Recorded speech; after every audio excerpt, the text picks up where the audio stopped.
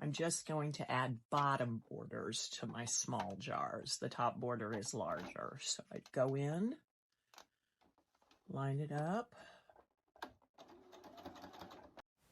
Unfortunately, I didn't get video of putting the block together to this point. So what I did was took the two small square jars and sewed them together after their sides were on. And then I added sides to the small rectangular jar that sits sideways. And I took that jar and sewed it on top of the pair of square jars.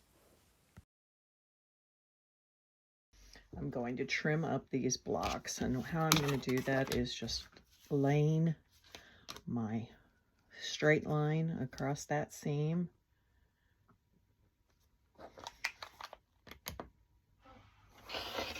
I'm getting a good straight edge.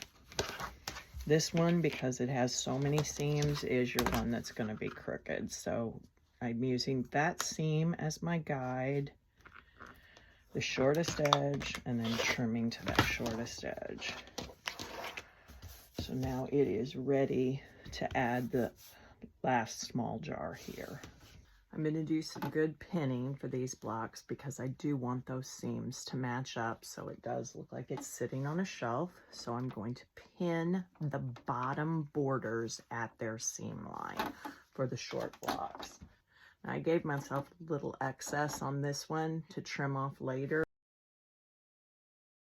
Once you have these sewn together, you're going to add your 1.5 inch border to the bottom so that then when they're sitting beside these, they line up as if they're on the shelf.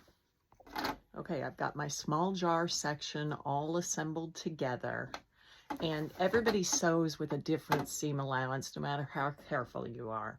So what I'm going to do is add a piece that's too big for this and trim it to fit. And that is this piece.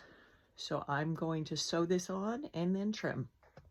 Okay, I've trimmed the sides even on these small blocks, and I will tell you the small jars, because they are so small, it is very difficult to get them perfectly straight. So I pick a central line like this center line or this center line, and I square up using that. So I've got my sides even. I did not trim my top